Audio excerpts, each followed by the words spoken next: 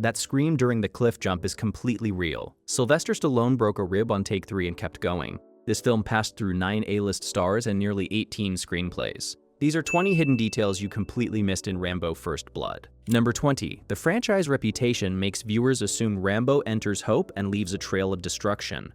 Watch the helicopter scene again. The only death in the entire film is Deputy Galt, who unbuckled his own seatbelt to take a shot and fell. Rambo's rock startles the pilot. Galt's own choice causes the fall.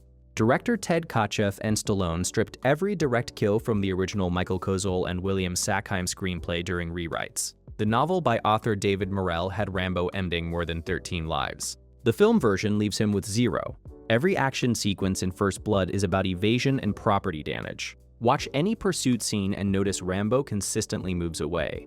The near silence surrounding that restraint was also no accident. Number 19. Rambo commands every scene he appears in, yet something feels different on rewatch. He barely speaks. Stallone once proposed to Kotcheff that Rambo speak no words at all throughout the entire picture. They negotiated down to extreme verbal minimalism. Kotcheff confirmed in Filmmaker magazine that this compression made every surviving line genuinely powerful. Rambo's dialogue across all 93 minutes totals well under 200 words. Watch the scene where he tells Sheriff Teasel that they drew first blood, not him.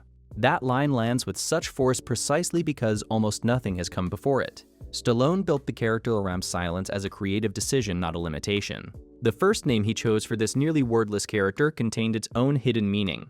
Number 18. The novel by David Morrell gives the protagonist no first name at all. Stallone added John as a deliberate allusion to the Civil War marching song When Johnny Comes Marching Home, embedding the returning soldier's tragedy directly into the character's identity, before a single line of dialogue. This decision came during the 7 rewrites Stallone executed between July and November 1981. Composer Jerry Goldsmith later echoed that emotional rhythm in the score's quieter passages.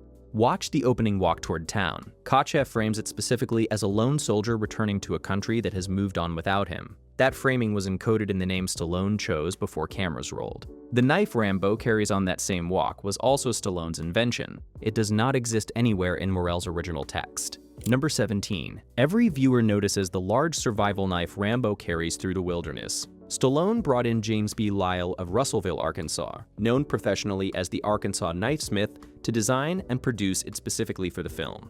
The blade was forged from 440C high-carbon stainless steel. The hollow handle held matches, fishing hooks thread, and a compass screwed into the base cap. Lile produced exactly 100 numbered production knives. The first 6 went to Stallone, each carrying 14 saw teeth rather than the 12 on commercial versions. Pause on any close-up of a handle cap. That is a functioning compass. According to auction documentation, the screen-used knife sold in July 2013 for $92,250. The man standing beside that knife in the film was a last-minute replacement for a much more famous actor. Number 16. Richard Crenna as Colonel Troutman is one of the most recognizable supporting performances of the 1980s. He was never the first choice. Kirk Douglas was cast, arrived in Vancouver, appeared in publicity stills and early poster art, and then quit in mid-December 1981. The conflict, as Douglas wrote in his 1988 memoir, The Ragman's Son, centered on the film's ending. Douglas had agreed to the role after Kotcheff promised a version where Troutman confronts Rambo directly at the conclusion. When that version was abandoned, Douglas left. Rock Hudson was approached as a replacement and declined due to heart surgery. According to Daily Variety, Crenna arrived in Vancouver roughly 48 hours after Douglas's departure and learned his lines on the flight. His role was deliberately trimmed to avoid triggering higher contractual fees. Number 15. The town in First Blood feels genuinely lived in. That is because most of the people in it were real residents. The production chose Hope, British Columbia as the stand-in for the fictional Hope, Washington, after the province's tourism ministry offered subsidies, making it cheaper than filming in Oregon or Washington. When the Hope Standard ran an open casting call in November 1981, 550 local residents showed up for 100 available crowd roles. The gas station, gun shop, and sheriff station visible throughout the film were purpose-built sets designed to be demolished during production. Watch the destruction sequence and look at the storefronts. Those buildings were constructed specifically to be destroyed on camera. Hope now draws roughly 15,000 tourists annually and unveiled a life-size chainsaw carved Rambo statue in August 2020, with Stallone's approval. Number 14. The production of First Blood looks controlled and precise on screen. Behind the camera, a January 1982 theft destabilized the entire shoot. More than $50,000 worth of weapons modified for blank fire disappeared from the set, including 14 M16s, 11 AR-15s, 3 Remington shotguns, and 2 handguns. The Royal Canadian Mounted Police investigated. The Canadian Army was subsequently brought in to guard the remaining equipment. Those same soldiers then appeared in the film as extras. Watch background figures in exterior crowd and military scenes. Some of the uniformed personnel on screen were active on-set security personnel doubling as on-camera presence. According to production accounts reported in the Hope Standard, the theft added pressure to a shoot already losing weeks of schedule to an incoming blizzard. Number 13. The winter wilderness of British Columbia looks dramatic throughout First Blood. Some of that severity was completely unplanned. A January 1982 blizzard struck the Hope region and cost the production roughly 2 months of scheduled filming. During that same period, producer Ed Carlin suffered a medical emergency on set and had to be replaced mid-production by Buzz Feitshans. The original budget started at $11 million and ballooned well past $15 million before the shoot concluded. Stallone said on his DVD commentary that during the motorcycle chase, the cold reached the point where the fluid in his eyes began to freeze. Watch the motorcycle pursuit over the frozen back roads. The strain visible on Stallone's face is documented as genuine physical discomfort. The chaos behind the camera was even worse for the stunt team. Number 12. The cliff jump where Rambo launches from the rock face and crashes through pine trees is one of the most immediately recognizable images in the franchise. Stunt coordinator Conrad Palmisano and stunt performer Buddy Joe Hooker executed the primary jump across 3 takes. Stallone performed the final descent through the lower section of the tree himself. On his DVD commentary, Stallone confirms he broke a rib on take 3 and continued filming without stopping. Listen closely to the moment Rambo hits the lower branches. The sharp vocal response in the cut is the sound of the injury happening in real time. Kotcheff kept that take specifically because the sound was authentic. Because the canyon sequence was shot early in the schedule, Stallone played most of the remaining production with that injury. Number 11. The sequence where Teasel's patrol car launches violently over railway tracks looks like a controlled stunt. It was not. Stunt performer Benny Dobbins, doubling for actor Brian Dennehy, was inside the Ford LTD when it was sent over the tracks at roughly 70 miles per hour on the first take. The landing resulted in a serious spinal injury, and Dobbins was transported to Fraser Canyon Hospital. The jump was restaged with significantly reduced speed for all subsequent takes. Watch the patrol car launch and compare the angle across different shots in that sequence. The dramatic footage from the first take was replaced entirely. The production lost additional time during an already delayed schedule. What appeared in the same chase sequence as a scripted set piece was also, in a different moment, entirely improvised. Number 10. The patrol car rollover during the pursuit looks choreographed. Kotcheff's account says otherwise. The flip was a genuine accident during filming, and Kotcheff and Dennehy made an immediate decision to keep it. After the car came to rest, Dennehy climbed back inside and continued driving, staying in character until Kotcheff's standard direction to Dennehy was simply to act genuinely upset and let the camera capture whatever emerged. Watch the rollover and the pause immediately after. That moment of stillness before Dennehy climbs back in is real decision-making captured on camera. The performance throughout this entire chase is built significantly on improvised physical commitment. The creatures and props visible in the mine sequence later in the film were constructed with the same deliberate misdirection.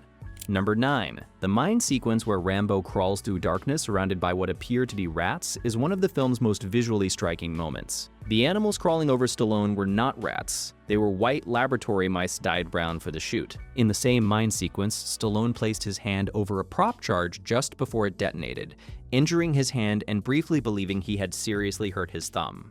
Watch the size and movement of the animals in that sequence. They are smaller and considerably less aggressive than the environment implies. According to DVD commentary and production accounts, the entire mine environment was constructed to suggest far more danger than the actual elements on set provided. That same principle of visual deception extended to the film's most physically confronting scene. Number 8. The scene where Rambo stitches his own arm wound in the wilderness is treated by most viewers as one of the film's most unflinching practical moments. The arm on screen during the stitching is a foam latex prosthetic appliance. Blood was pumped from off-camera tubing and the blade used was deliberately dulled by the production's effects team.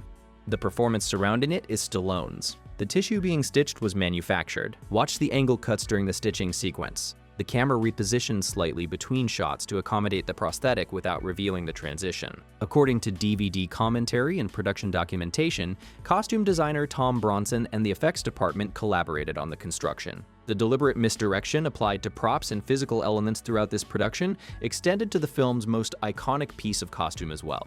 Number 7. Viewers frequently cite the story of Rambo's red headband being fashioned from a loved one's clothing as part of First Blood's backstory.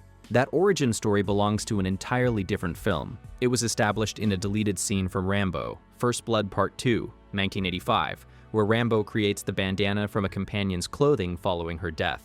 In First Blood, the headband was a straightforward costume department decision made by designer Tom Bronson and carries no narrative significance. Heritage Auctions' 2015 Stallone documentation confirms the origin scene was created for the sequel. Watch every scene in First Blood where Rambo wears the headband. There is no moment where its significance is acknowledged because it had none in this story. Crew names hidden inside the film's most emotional dialogue are equally invisible on first viewing. Number 6. The scene where Troutman recites the names of Rambo's fallen Vietnam teammates sounds like background exposition. Listen more carefully. Stallone named every member of Rambo's unit after real crew members on the production, including makeup artist Michael Westmore and costume designer Tom Bronson. Every name Crenna reads in that sequence belongs to someone who worked on the film. Watch Troutman's briefing dialogue and listen to each name individually. Those are not invented soldiers. They are the production crew encoded into the script as a private tribute. According to production documentation, Stallone built this into the finished screenplay during the rewrite period. Crenna delivered those names in one of his first days on set after arriving with roughly 48 hours of preparation. 2 actors in small roles would go on to define different careers. Number 5. The supporting cast of First Blood looks like a collection of reliable character actors filling background roles. 2 of those faces became major figures in American television more than a decade later. David Caruso plays Deputy Mitch in one of his first theatrical film appearances. Bruce Greenwood appears uncredited as a background extra in the same production. Both were in theaters simultaneously in October 1982. Caruso's other release that month was An Officer and a Gentleman. Pause on deputy scenes during the pursuit sequences, and look at the younger faces moving through the background. Caruso and Greenwood are both in this film before their careers had begun. The project that gave them this early platform had spent 10 years failing to get made with some of the biggest names in Hollywood.